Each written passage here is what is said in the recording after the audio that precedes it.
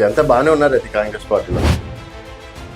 Congress party బాగుంది కాబట్టి మేము కూడా బాగున్నాం.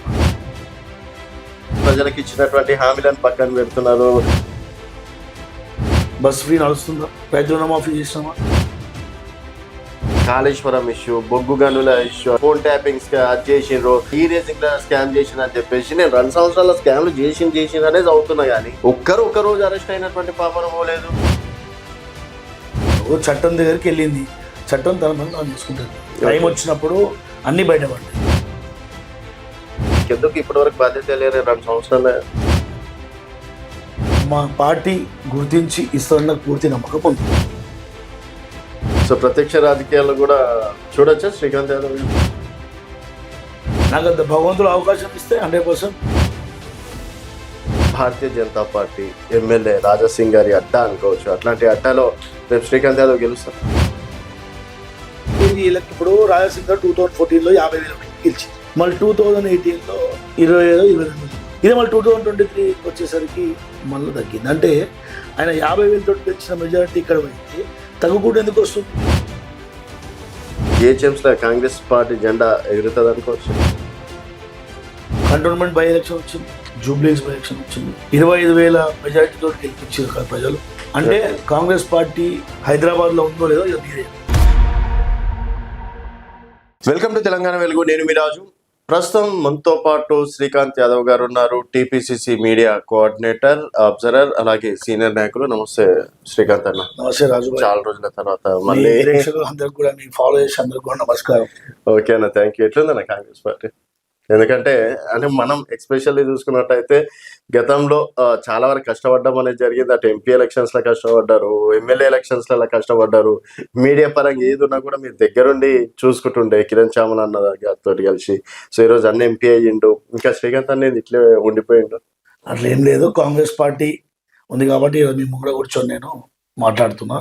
ఓకే, నాకు ఎవరేం చేయలేదు ఇప్పుడు అనలేదు. 100% కిరణ్ అన్న ఎంపీ. ఆయన నన్ను ఎప్పుడు తమ్ముడు లెక్కనే చూసిండు, బయట లెక్క ఎప్పుడు నన్ను చూడలేదు. 100% ఆయన నమ్ముకున్న వాళ్ళకి చేస్తాడు. అదేవిధంగా చాలా మంది ఇప్పుడు చేసిండు, మీకు తెలుసు. మన మహేష్ అన్న ప్రెసిడెంట్ గారు కూడా కింది స్థాయి నుంచే ఎదిగిన లీడర్స్ అందరూ. అందుకే నేను వాళ్ళకి చేసే నమ్మకం ఉందని చెప్పేసి మీ ద్వారా తెలియజేస్తాను. ఎంత బాగానే ఉన్నారు అది కాంగ్రెస్ పార్టీలో. కాంగ్రెస్ పార్టీ బాగుంది కాబట్టి మేము కూడా బాగున్నామన్నా. ఎవరు డిసప్పాయింట్ ఏం లేరు. ఎందుకుంటారు? ఇప్పుడు కాంగ్రెస్ పార్టీ అనేది బలుగు బడిగిన మైనారిటీకి కానీ గరీబ్ పార్టీ అంటారు Congress party. Okay, Congress party అనేది పేద పక్షం నిలిచే పార్టీ. రాహుల్ గాంధీ గారి మీరు ఇంటర్వ్యూస్ చూడండి, ఆయన జోడో యాత్రలు చూడండి. ఏ దినం ఎప్పుడైనా ప్రజల కోసమే పోరాడే పార్టీ కాంగ్రెస్ పార్టీ ఒకటే. ఓకే, సో పేదల పెన్నిది కాంగ్రెస్ పార్టీ అని చెప్పేసి ఆ నినాదంతోనే కదా ఈరోజు అధికారంలోకి వచ్చి ప్రజలను పక్కన పెడుతున్నారు, ప్రజలకు ఇచ్చినటువంటి హామీలను పక్కన పెడుతున్నారు. ఎక్కడ చూసినా ప్రజలు డైరెక్ట్ గా మంత్రులను నిలదీస్తున్నటువంటి రోజులు అయిపోయినాయి అన్న. ఇంకా సీఎం గారు ప్రజల వద్దకు వెళ్తలేరు కాబట్టి ఆయన నిలదీస్తలేరేమో కానీ రీసెంట్ గా నిన్న మొన్న చూసుకున్నట్టయితే వరుసగా ఏ మంత్రి ఏ కార్యక్రమాలు వెళ్ళినా కూడా ఈవెన్ బట్టి గారితో సహా నిలదీస్తున్నటువంటి పరిస్థితి. ఫెయిల్యూర్ అనుకోవచ్చా, సక్సెస్ అనుకోవచ్చా? అదొక బ్యాచ్, ఇదంతా ఒక బ్యాచ్. విమర్శించేటోళ్ళంతా ఒక బ్యాచ్ తయారైంది. ఆబ్వియస్లీ మీరు చూడండి, అడగని ఎగ్జాంపుల్ మాట్లాడుతున్నా. బస్ ఫ్రీ ఇచ్చినామా? బస్ ఫ్రీ నడుస్తుందా? ఓకే, రైతు రుణమాఫీ చేసినామా? చేసినామా లేదు? చేసింది. మరి 8 లక్షల కోట్లు అప్పు పెట్టుకొని గత ప్రభుత్వం చేసిన అప్పులు 8 లక్షల కోట్లు. కాళేశ్వరం కట్టినా అని చెప్పారు, అది చెప్పారు, ఇది చెప్పారు. ప్రతి దానికి దొంగ తిరుగుడే తప్ప. ఇప్పుడు మీరు మన ఇద్దరం మాట్లాడుకుందాం, ఒక నార్మల్, నేను ఒక లీడర్ కాదు, ఇద్దరం ఒక ఫ్రెండ్స్ లాగా మాట్లాడాలి. మీరు నిన్న హరీష్ రావు గారు ఇంటర్వ్యూ విన్నారా? ఆయన ప్రెస్ మీట్ పెడితే మీరు ఇంటర్వ్యూ ప్రెస్ మీట్ నేను ప్రశ్నించడానికి అసెంబ్లీకి రమ్మంటే వస్తలేరు, బాయ్కాట్ చేస్తారు. మీకు అసెంబ్లీకి పంపించేందుకు ప్రజలు ప్రశ్నించమని కదా పంపింది. బయటికి వచ్చాను. ఇప్పుడు సిట్ మేము పిలిచింది, ఎందుకు పిలిచింది? ఆ 7 మందిని ప్రశ్నించారు, ప్రభాకర్ రావు, రవిరావు అని. ప్రశ్నిస్తే ఎవరో అతని పేరు చెప్పారు. సిట్ మిమ్మల్ని పిలిచి విచారించింది. మీరు దానికి ఆన్సర్ ఇవ్వకుండా మీ గ్యారంటీలు ఏమైనాయి? ఆయన ఏమన్నాడు అంటే మీ ప్రతి ఒక్కటి మనం మాట్లాడదాం, దమ్ముంటే గ్యారంటీల గురించి అంటే గ్యారంటీలు మాట్లాడదాం, రైతుల గురించి మాట్లాడదాం, కార్మికుల గురించి మాట్లాడదాం, సింగరేణి గురించి మాట్లాడదాం, ఏదైనా సరే మాట్లాడదాం అన్నట్లు భాగంలో అది మాట్లాడడం అనేది జరిగింది. సో ఇంకోటనా 2 సంవత్సరాలు అవుతుంది కదా అధికారంలోకి వచ్చి. సో ఫస్ట్ నేను చదివినటువంటి న్యూస్ ఏం తెలుసా, కాంగ్రెస్ పార్టీ అధికారంలోకి వచ్చిన తర్వాత కాళేశ్వరం ఇష్యూ, బొగ్గు గనుల ఇష్యూ, ఏదంటారు గొర్రెల స్కామ్ చేసిండ్రు, ఫోన్ ట్యాపింగ్ అది చేసిండ్రు, తర్వాత ఈ రేసింగ్ లో స్కామ్ చేసిండ్రు అని చెప్పేసి నేను 2 సంవత్సరాల స్కామ్లు చేసిండ్రు అనేది అవుతున్నా కానీ ఒక్క రోజు అరెస్ట్ అయినటువంటి పాపన పోలేదు. మరి అంతగానం ఉంటే అదే రేవంత్ రెడ్డి గారు నేను చెర్లపల్లి జైల్లో డబుల్ బెడ్రూమ్ రెడీగా ఉంది కట్టిస్తా అని చెప్పేసి అన్నారు. ఎందుకు 2 సంవత్సరాలు ఎందుకు పడుతుంది అరెస్ట్ చేయడానికి? అన్నా మనది డెమోక్రటిక్ కంట్రీ, మనకు మీకు తెలుసు 10 పాలసీస్ ఉంటాయి, 10 రకాల ఇబ్బందులు ఉంటాయి అన్నీ. ఇప్పుడు చట్టం దగ్గరికి వెళ్ళింది, చట్టం తన పని తాను చేసుకుంటూ వెళ్తుంది. టైం వచ్చినప్పుడు అన్ని బయటపడతాయి. ఈవెన్ ఓన్ మీ సిస్టరే కదా చెప్తుంది, బయట వాళ్ళు కాదు కదా. ఫోన్ ట్యాపింగ్ జరిగిందని వాళ్ళ సిస్టరే కదా. మరి ఎందుకు తీయలేకపోతున్నారు అంటున్నా నేను. మీకు అదే చెప్తున్నా అండి, అది చట్టంలో ఉంది, చట్టం దాని పని అది చేసుకుంటూ వెళ్తుంది. టైం వచ్చినప్పుడు అన్ని బయటపడతాయి. ఎవరు వెళ్ళాలి, అందరూ వెళ్తారు బయటికి. ఇప్పుడు మీరు లోపల బిఆర్ రేవంత్ రెడ్డి గారు కావచ్చు, హరీష్ రావు గారు దోస్తాను ఏమైనా మెయింటైన్ చేస్తారా? కవితక్క గారు చెప్పినట్టు అన్ని ఉత్తమ ముచ్చట్లు, అంత ఊహాగానాలు, అంత సీన్ లేదు. ఏదో పచ్చకామాలు ముడుచు లోకమంతా పచ్చ కనబడేటట్టు. వీళ్ళకు 2 ఏళ్ళు అయింది ప్రభుత్వం లేక. మీరు నిన్న కేటీఆర్ గారు ప్రెస్ మీట్ చూడండి సార్, ఆయన మాట్లాడే పద్ధతి మీరు చెప్పండి. సీఎం గారు ఎట్లా మాట్లాడచ్చు? సీఎం గారు మాట్లాడచ్చు? సీఎం గారు మాట్లాడలేదు. ఏమన్నారు సీఎం? తొండలేస్తాం, లాగులు. కేటీఆర్ గారు పీకలే అనలేదా? మీరు చెప్పండి. సీఎం గారు భాషను చూసి కేటీఆర్ గారు ఇట్లా మాట్లాడతారని చెప్పేసి క్లారిటీగా అన్నారు ఆయన. KTR parachute leader. Okay, KTR గారు పారాషూట్ లీడర్. రేవంత్ రెడ్డి గారు మమ్మీ డాడీ ఎవరు సీఎం కాదు, ఒక ఎమ్మెల్యే కూడా కాదు. కింది స్థాయికి వచ్చిన వ్యక్తి, కింది స్థాయి నుంచి వచ్చిన వ్యక్తి రేవంత్ రెడ్డి గారు. కేటీఆర్ గారు పారాషూట్ దిగి కేకే మహేందర్ రెడ్డి లాంటి వారి పెద్ద నాయకుల్ని, ఉద్యమకారుల్ని పక్కన పెట్టి గెలిచిన రాజకీయం ఇచ్చింది కేటీఆర్ గారు. ఆయన కష్టం అంటే తెలియదు. ఓకే, మీరు చెప్పండి, తెలుసా? సరే, ఇప్పుడు ఎంత మేనేజ్మెంట్ కోటాలు అయినా సరే ఒకసారి పాస్ కావచ్చు, 2 సార్లు పాస్ కావచ్చు, 3 సార్లు పాస్ అవుతారా? అదే అంటున్నా, 4 సార్లు పాస్ అవుతారా? మీకు ఏం చెప్తున్నా రాజన్న గారు, ఆయన మేనేజ్మెంట్ కోటాకు వచ్చిండు. అదే 4 సార్లు పాస్ అయిపోతూనే ఉంటారా? మేనేజ్మెంట్ కోటాలనే ఓట్లు పడుతున్నాయి. ఆయన ఇప్పుడు ఆయన చేసిన డెవలప్మెంట్ ఏం లేదంటారా? మనం సిరిసిల్లకి వెళ్దాం నడవండి, ఎవరైతే డెవలప్మెంట్ చేసి చూద్దాం పక్క వెళ్దాం. మన ఎంపీ సీట్లలో గుండుసులు వచ్చినాయి కదండి, మీరు ఇండైరెక్ట్లీ బీజేపీకి హెల్ప్ చేసారు కదా, చేయలేదా? సరే, ఇప్పుడు రాష్ట్ర రాజకీయాలు కేసీఆర్ కేటీఆర్ పక్కన పెడదాం శ్రీకాంత్ అన్న. సరే, 7 వరకు వచ్చింది అంటే మీకు ఎందుకు ఇప్పటి వరకు బాధ్యత లేరు? 2 సంవత్సరాలు నేనున్న పొజిషన్, నేను ఒక మీడియా కోఆర్డినేటర్ లెక్క రేవంత్ అన్న గారు బీసీసీ నుంచి పనిచేస్తున్నా. Till now I'm doing my duty. Okay, నాకు జనగాం మై బాత్ కూడా అబ్జర్వర్ లెక్క పంపారు, నా డ్యూటీ నేను చేస్తున్నా. పార్టీలో మా పార్టీ గుర్తించి ఇస్తుందన్న పూర్తి నమ్మకం ఉంది. ఓకే, ఇంకా 3 సంవత్సరాల టైం ఉంది. 3 సంవత్సరాలు ఉన్నా, 30 సంవత్సరాలు ఉన్నా, 3 రోజులు ఉన్నా, ఏదో ఒక రోజు నాకు అవకాశం వస్తుందని చెప్పేసి 100% వస్తుంది నాకు అవకాశం. నమ్మకం అయితే ఉంది, 100% నమ్మకం. ఇంకా పక్క ఎందుకు ఉండదండి? కష్టపడే వాళ్ళకి ఏముంటే ఎవరికి ఇస్తారు? కష్టపడ్డ వాళ్ళకి ఇస్తారు కదా. కష్టపడిన వాళ్ళకి కూడా ఇచ్చిండ్రు కానీ మొన్న కార్పొరేషన్ చైర్మన్ ఇచ్చిండ్రు, కొంతమందికి డైరెక్ట్ వచ్చిన వాళ్ళకి ఇగో ఇచ్చిరంటే ఇంకా ఈక్వేషన్స్ అనుకుంటాయి. ఇప్పుడు మా హైదరాబాద్ సిటీ యాదవులం మేము, ఇక్కడ మీకు డామినేషన్ బాగా హైదరాబాద్ బీసీలో ఉంటుంది, బరాబర్ బీసీలో ఉంటుంది. అవకాశం వస్తుంది నాకు కూడా. ఆ విధంగా కాకుంటే ఇంకా వేరే విధంగా అవకాశం వస్తుంది నాకు. పార్టీ మీద, మా ప్రభుత్వం మీద, మా ప్రెసిడెంట్ గారి మీద, మా సీఎం గారి మీద నేను నమ్ముకున్న మా అందరి మీద నాకు నమ్మకం ఉంది. చూస్తున్నాను చూసుకుంటున్నా. ఎందుకు చూసుకోడమ్మా? నమ్మిన వాళ్ళని ఎందుకు చూసుకోడు? 100% కిరణ్ అనేట ఆయన కింది స్థాయి నుంచి వచ్చినాయి. కిరణ్ అన్న కానీ, మన ఫహీం భయ్య కానీ, వీళ్ళకి వితౌట్ ఫ్యామిలీ బ్యాక్గ్రౌండ్, వీళ్ళకి ఫ్యామిలీ బ్యాక్గ్రౌండ్ ఉందా? లీడర్స్ వీళ్ళ ఫ్యామిలీ లేరు. బట్ వాళ్ళకు కింది నుంచి ఎదిగిరు కాబట్టి నేను వాళ్ళనే ఇన్స్పిరేషన్ తీసుకుంటా. వాళ్ళు నడిచే నడవడి నాకు నచ్చుతుంది కాబట్టి నేను వాళ్ళని ఫాలో అవుతాను. 100% కిరణ్ నాకు చేస్తాడు నమ్మకం ఉంది. ఇంకా కిరణ్ అనేటైనా ఎప్పుడు నన్ను బయట వాళ్ళకి చూడలేదు. ఎందుకు అంత ఇష్టం పడ్డారు ఇద్దరు? నాకు ఇప్పటి నుంచి పరిచయం కాదు కదా, నాకు 2008 నుంచి పరిచయం. అప్పటి నుంచి దోస్తా. ఇక నేను అదే దోస్తా మీన్స్ నాకు ఒక నేను ఒక అభిమానించే వ్యక్తి. నాయకుడు. 2008 నుంచి అన్న ఐవైసీ సెక్రటరీ అయ్యిండు, దాని తర్వాత జనరల్ సెక్రటరీ అయ్యిండు. బాడీ లాంగ్వేజ్, మాట తీరు కానీ పుట్టిగా హామీలు ఇయ్యాడు, ఇట్లా లవ్ చేయడు, ఏదన్నా ఫేస్ టు ఫేస్ మాట్లాడతాడు, ఏదైనా చేయమంటే 100% చేస్తాడు. సో ఇచ్చిన హామీ నాకు చేస్తాడు, అంటే మీకు ఒక్కరికైనా వేరే వాళ్ళకి కూడా నాకు చేస్తాడంటే మీరు అర్థం చేసుకోండి. అన్న మీరు ఒకసారి కిరణ్ ఆఫీస్కి రండి పెద్దమర్పేటలో. ఓకే. ఆయన వచ్చిన రోజు మొత్తం ఆఫీస్ నిండిపోయి ఉంటారు. లెటర్ కానీ ఏదైనా చెప్తే సార్ ఏముంది ఏముంది ఇది ప్రాబ్లం, మీరు లెటర్ ఇచ్చి ఏం చెప్తాడు, మీరు ఫాలో అప్ చేసుకోండి అని చెప్తాడు. ఓకే. లెటర్ వెంబడే ఇష్యూ చేసేస్తాడు, మీరు దీన్ని ఫాలో అప్ చేసుకొని, నేను లెటర్ ఇచ్చినంత మాత్రమే కాదు, మీరు దాన్ని ఫాలో అప్ చేసి మీరు పని చేసుకోమని చెప్తాడు. ఓకే. సో ఎంపీగా మాత్రం 100% న్యాయం చేస్తుంది. ఈ రోజు మీరు చెప్పండి సార్, మీరు చెప్పండి, అన్న కిరణ్ అన్న ఎప్పుడు ఢిల్లీలో ఉంటే ఢిల్లీలో పార్లమెంట్లో మాట్లాడు, హైదరాబాద్ ఉంటే మీరు రెగ్యులర్ గాంధీ భవన్ లో రెగ్యులర్ కాన్స్టిట్యున్సీకి వెళ్తాడు. ఆ ఇనాగ్రేషన్ ఆయన రెస్ట్ తీసుకోడు. ఓకే. మీరు తీసుకోండి. ఎప్పుడు చూసినా ఎప్పుడు ఏదో అంటే ప్రజలకు ఏదో చేయాలని ఒక తాపత్రయం ఉన్నదని చెప్పేసి నాకు కూడా అందుకే అంత ఇష్టం. ఓకేనా. అండ్ నెక్స్ట్ ఇక్కడ మున్సిపల్, ఇక్కడ మనకి జిహెచ్ఎంసీ మెయిన్ అనుకోవచ్చు. సో మరి జిహెచ్ఎంసీలో కాంగ్రెస్ పార్టీ జెండా ఎగురుతుంది అనుకోవచ్చు, ఎందుకంటే BJP 48 last time, BRS mayor అయింది.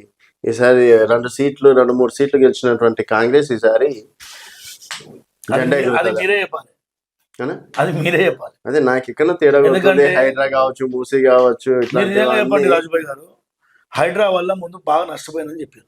ఈరోజు హైడ్రా చాలా మంచిదని చెప్తురా లేదా? ఓకే.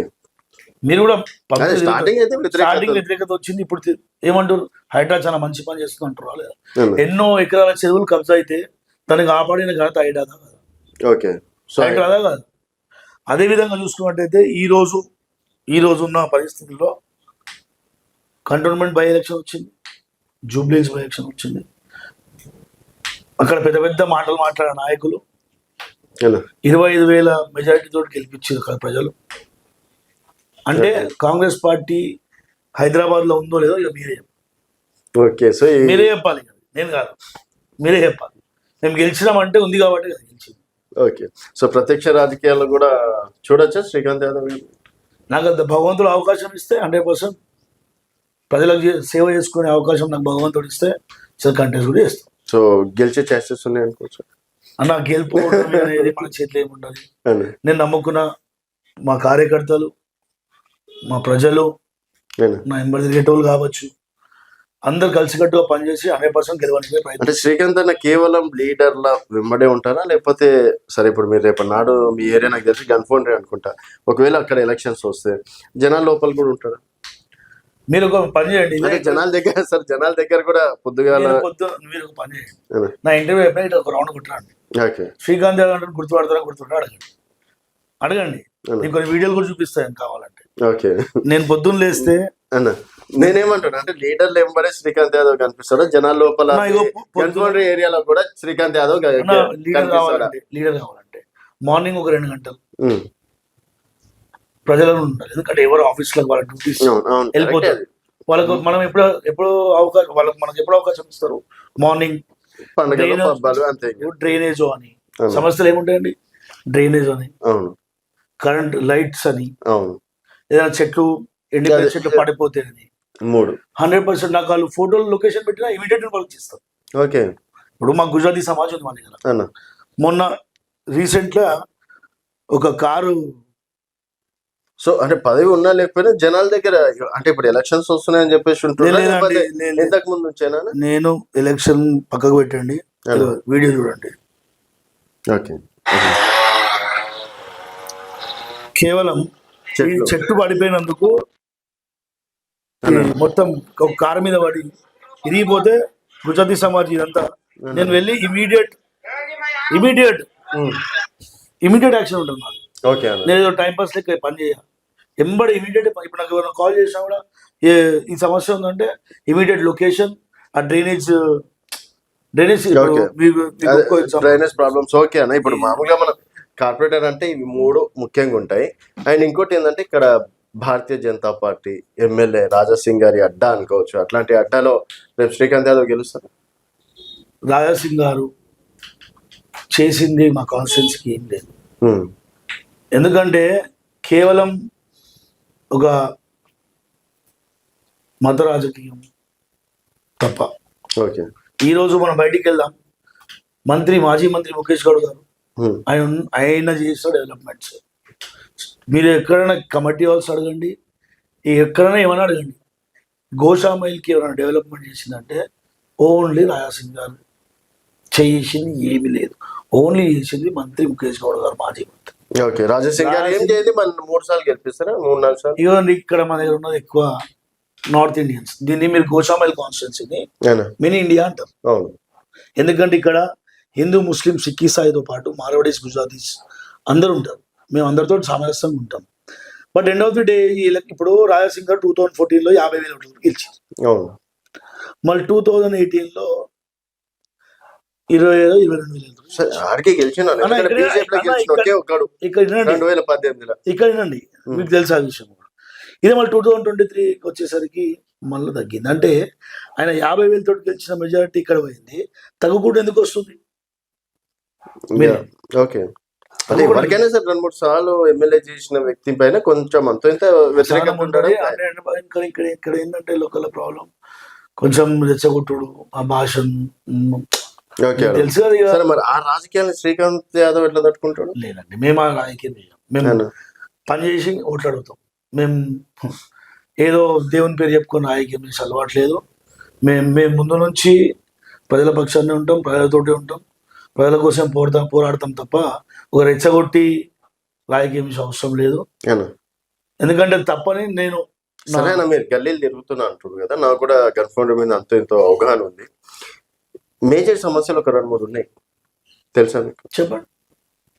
కొన్ని చోట్ల డ్రైనేజీ పొంగి పొరలాడటం, వర్షం వస్తే అట్లాంటివి 2-3. మీకు అవి కూడా చూపిస్తాను. ఓకే, మీకు అవి కూడా చూపిస్తాను.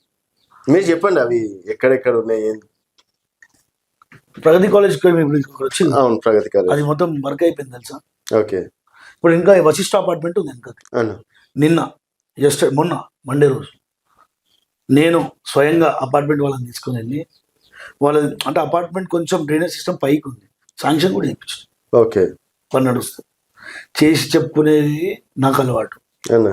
ఏదో ఫోటోలు దిగి టైం పాస్ చేసే అలవాటు కాదు నాకు. 100% పని చేసిన తర్వాతనే చెప్పుకుంటారు. చేసిన తర్వాత చెప్పుకోకముందే నేను అది చేసేస్తా ఇది చేసేస్తా ఏం ఉండదు. నేను అట్లా కూడా అశోక్ రెడ్డి సార్ అడగండి. ఓకే. ఇప్పుడు మన water works is officer Ashok Reddy sir, నేను ఎన్ని కంప్లైంట్ ఇస్తాను అడగండి. ఆయన ఒక యాప్ ఉంది తెలుసా మీకు? మీకు చూపిస్తాను, అది కూడా. ఓకే, చెప్పండి. ఒక యాప్ ఉంటుంది వాటర్ వర్క్స్, మీరు అందులో పెట్టగానే కంప్లైంట్ చక్కగా సార్ దగ్గరికి వెళ్ళిపోతుంది. ఇమీడియట్ యాక్షన్ ఉంటుంది. సో ఇమీడియట్ యాక్షన్ ఉంటుంది. ఇప్పుడు నాకు మా లోకల్ డీసీ గారు కానివ్వండి, లోకల్ ఇన్స్పెక్టర్ ఎవరైనా మనం నోరు మంచి ఉంటే ఊరు మంచి ఉంటారు చాలా మంది. మనం ఏది చెప్పినా అరే మన జెంటల్మెన్, ఏదైనా పని చెప్తే కరెక్ట్ ఉంటేనే చెప్తాడు, లేకపోతే ఎప్పుడన్నా వాళ్ళు చాలా మంది ఇక నేను పవర్లో ఉన్నా అని చెప్పి మిస్యూజ్ చేస్తాను. మనం ఆ పని చేయాలి. చిన్నప్పటి నుంచి అలవాటేనా రాజకీయాలంటే? ఆ ముఖేష్ అన్న గారు అంటే నాకు ఎందుకు ఇష్టం. ఇక ఆయనను చూసి రాజకీయంలోకి వచ్చినాం. తర్వాత రాజశేఖర రెడ్డి గారితో కొంచెం ఇన్స్పిరేషన్ అయినాం. ఇక ముఖేష్ అన్న గారు అప్పుడు నేను 2004 10th అయిపోయిన తర్వాత ఇంటర్లో అన్నప్పుడు ముఖేష్ అన్న గారు బండి మీద తిరిగిన రోజులు ఉన్నాయి. అప్పట్లో తిరిగి నన్ను ఎంకరేజ్ చేసిన రోజులు ఉన్నాయి. ఇక అట్లా కంటిన్యూ అయినా. సో అప్పటి నుంచి రాజకీయాలకు వచ్చేసి కాంగ్రెస్ పార్టీలో మీరు పదవి వచ్చినా రాకపోయినా కాంగ్రెస్ పార్టీని పట్టుకుని జెండా. అప్పట్లో కాంగ్రెస్ పార్టీని పట్టుకుని బాగా ఈ 10 years లో మనం చూసి నవ్వీరండి. నవ్వీరు, వాస్తవం చెప్తున్నా. అరే వీడేంద్ర భాయ్ ఇంకా 5 రోజులు పార్టీని పట్టుకుని పాకులాడతాం. ఈ రోజు వాళ్ళే మన పేరు చెప్పుకొని పనులు చేసుకుంటాం. ఇప్పుడు మనకు ఫోన్ చేస్తారు, ఇక్కడ ఉన్నా అక్కడ ఉన్నా. ప్రతి పార్టీకి ఒక టైం వస్తుంది. ఇంకోటి, ఏ పార్టీకైనా కార్యకర్తలు ఒక సైనికులు అంటున్నారు. కార్యకర్తలు అంటే సైనికులు. ఇప్పటికీ మీరు కార్యకర్తలు లెక్కనే చేస్తున్నారు. అవును, సైనికులు అని చెప్తున్నాను కదా నేను. కాంగ్రెస్ పార్టీ నేను ఒక సోల్జర్. నన్ను గ్రహించి ఇప్పుడు పోస్ట్ ఎట్లా పెంచుతాడు ఒక నమ్మకం ఉంది నాకు. 100% ఇస్తాడు నమ్మకం ఉంది. ఇవ్వకపోతే నేను కంటెస్ట్ చేస్తాను. అది లేకుంటే ఇది లేకుండా. ఓకే, ఇది కాకపోతే అది కాకపోతే ఇది. సో ఆలోచన అయితే ప్రత్యక్ష రాజకీయాల్లోకి రావాలని. నేనేమంటాను, అది కూడా కాంగ్రెస్ పార్టీ అవకాశం ఇవ్వలేదు అనుకోండి, శ్రీకాంత్ యాదవ్ గారు ఇదే మాట షోల్డర్ లెక్కనే ఉంటారు. 100%. మీరు ఒకటి గ్రహించవలసిన ఒక విషయం ఒకటి ఉంది. కాంగ్రెస్ పార్టీ ఒక కార్యకర్తని పిసిసి ప్రెసిడెంట్ నాయకుడు, ఒక బీసీ నాయకుడిని చేసి, ఒక కార్యకర్తను పిఎం కూడా చేసి, అది ఒక సౌత్ నుంచి మీకు తెలిసిన విషయం. పార్టీని సిద్ధాంతాన్ని పార్టీని నమ్మని ఎప్పుడు కాంగ్రెస్ పార్టీ మోసం చెయ్యదు. ఓకే అన్న, సరే అవన్నీ పక్కన పెడితే ఇప్పుడు రాజకీయాలు అంటే నేను నిన్న మొన్న సర్పంచ్ ఎలక్షన్స్ లో చూసినాం. వార్డు మెంబర్లకి 5 లక్షలు 10 లక్షలు పెట్టుకున్న రోజులు, సర్పంచ్లు 2 కోట్లు 3 కోట్లు పెట్టుకున్నటువంటి కళ్ళారా చూసినటువంటి రోజులు. ఇప్పుడు అన్ని డబ్బులు కావచ్చు, అంటే డబ్బుతో కూడా రాజకీయాలు నడుస్తున్నాయి. హైదరాబాద్లో అదే సిస్టమ్ ఉంటుంది అనుకోవచ్చు. హైదరాబాద్లో పొద్దున్న లేసి ఎవరి పని వాళ్ళకి ఉంటారండి. ఓకే, వాడు డబ్బులు ఇచ్చింది ఇచ్చలేదు అదేముండదు. మీకు హైదరాబాద్లో ఎవరి లైఫ్ వాళ్ళు బిజీ ఉంటారు. ఇప్పుడు 8-10 గంటల వరకు ఎవరు స్కూల్ పిల్లలు వెళ్ళిపోతారు, ఆఫీస్లోకి వెళ్ళిపోతారు. మీరు హైదరాబాద్ బిజీ లైఫ్. ఇప్పుడు ఎక్కువ గాసిప్స్ ఉండవు. ఏదో పండుగ పబ్బాలకు తప్ప ఎవరి లైఫ్ వాళ్ళు బిజీ ఉంటారు. ఇప్పుడు నేనున్నా, ఆయనకి ఏముంటుంది, అరే మా ఇంట్లో యూనివర్సిటీ నుంచి శ్రీకాంత్ జరా నువ్వు చేపి అని అనుకో, అన్న నాకు లొకేషన్ పెట్టన్నా, ఆ ఫోటోలు పెట్టు. ఓకే, పెడితే ఇమీడియట్ మళ్ళీ నాకు సాయంత్రం ఫోన్ చేసి శ్రీకాంత్ థ్యాంక్ యూ నువ్వు ఎప్పుడు నిలబడుతున్నావు అంటారు. ఓకే, చాలా వరకు అరే నీకు 100% సపోర్ట్ చేస్తాను శ్రీకాంత్. డబ్బా అవసరం ఆయన పక్కన చెప్తాను, డబ్బా అవసరం లేదు అంటలేను, నేను డబ్బా అవసరం లేదు అంటలేను. అంటే వాళ్ళకి ఎక్కువ అవుతుండొచ్చు, నాకు తక్కువ అంటాడు. మీరు అన్నారు 4-5 లక్షలు వార్డు మెంబర్కి అయినాయి, కోట్ల రూపాయలు అయి ఉండొచ్చు నాకు, అదంటలేదు. బట్ నేను పోయే వేరు, ప్రతి ఒక్క రాజకీయం డబ్బులతో కూడుకుని ఉండదు అన్న. ఓకే, మీరు చెప్పండి. సో ఆల్రెడీ డబ్బులతో రాజకీయాలు ఆడి తీరుతున్నారు. అయితే ప్రతి ఒక్క రాజకీయం డబ్బులతో ఉంటుంది. ఇప్పుడు నేనున్నా, మీరు ఒక బూత్ లో, నేను ఒక బూత్ లో ఉన్నా, ఆ బూత్ లో ఒక 10-15 మంది నాకు పరిచయం ఉండాలి. ఓకే, లేకపోతే నేను ఎట్లా ఎలక్షన్ కొట్లాడతా. అదే నేను నా వర్క్ నాకు మా గల్లీలో సీనియర్స్ కానీ, ముఖేష్ నెంబర్ తిరిగిన వాళ్ళు కానీ, ఈసారి నువ్వు ఉంటే బాగుంటుంది అన్న. సో పార్టీలకు అతీతంగా ఉంటారా? నేను ఇప్పుడు నా దగ్గరికి బీజేపీ వాళ్ళు వస్తారు, టీఆర్ఎస్ వాళ్ళు వస్తారు, వాళ్ళు వస్తారు, వాళ్ళకి ఒక నమ్మకం. నేను ఎప్పుడే కానీ ఇప్పుడు మీరు అంటే ఇప్పుడు ఇద్దరు ముగ్గురు వచ్చి మీరు వచ్చిన బయటికి బీజేపీలో వస్తారు, ఆయన బీజేపీ అని వాళ్ళు ఏదో ప్రాబ్లమ్ వస్తారు, అరే అట్లే కూర్చో అన్న ఛాయ్ తాగు, పార్టీ పక్కన అంతే. పార్టీ తర్వాత ఇప్పుడు ఒక మంచి హెల్ప్ చేయమని వస్తే చేయాలి, అది మానవత్వం, అది నాకు ఉందన్న. ఓకే, ఆ మానవత్వమే నాకు గెలిపిస్తుంది. సో షూర్ శ్రీకాంత్ అన్న, డెఫినెట్ గా చూద్దాం. మళ్ళీ మీరు కార్పొరేటర్ గా గెలిచినప్పుడు ఎలక్షన్స్ లో కలిసే ప్రయత్నం చేద్దాం. థ్యాంక్ యూ పక్కన మనం అప్పటి నుంచి అయినా కార్యకర్తలు ఎట్లా కష్టపడ్డారో తెలుసు, మీరు ఎంతవరకు కష్టపడ్డారో అనేది కూడా నేను చూసినా కాబట్టి ఈరోజు మీ దగ్గరికి రావడం అనేది జరిగింది. సో మళ్ళీ త్వరలో కలుద్దాం మనం. Thank you so much. So ఇది శ్రీకాంత్ యాదవ్ గారితో స్పెషల్ చిట్ చాట్. మరొక మళ్ళీ కలుద్దాం. చూస్తూనే ఉండండి తెలంగాణ వెలుగు.